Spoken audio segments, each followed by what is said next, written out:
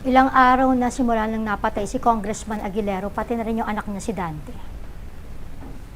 Alam na ba ito ni Senyor? Di ba ba? Palagay ko hindi pa.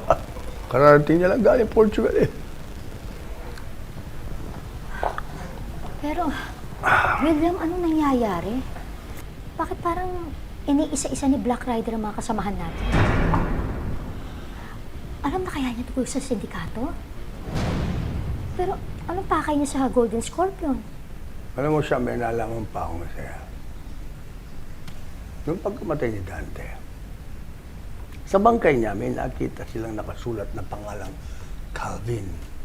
At ang mga gonggong at walang kautak-utak niyang mga kaibigan. At lilihim pa ito kay Senyor. Walang kalawalam. Ibig lang sabihin, si Calvin at saka yung mga kasamahan niya ang hinahabol-habol ni Black Rider?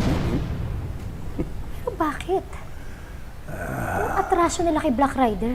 Palagay ko, alam mo naman itong mga gonggong na to eh. Tira ng tira. Hindi nag-iisip. Ayan, nakanti siguro si Black Rider. Nagalit, gumante. At ngayon, tayo ang nadadamay. Ano ba yan? Pero hindi ba kailangan na nga natin ipaalam kay Senyor to? Para malaman niya na alam na ni Black Rider kung sino si Calvin at ang mga kasamahan niya? Huwag mo na. At alam ko na magagalit itong si Calvin. Alam mo naman, anak pa nito si Senyor. At sinong papanigan ni Senyor? Sino ba? Di anak. Ang problema, malaking tinik sa Golden Scorpion ng Black Rider na yan.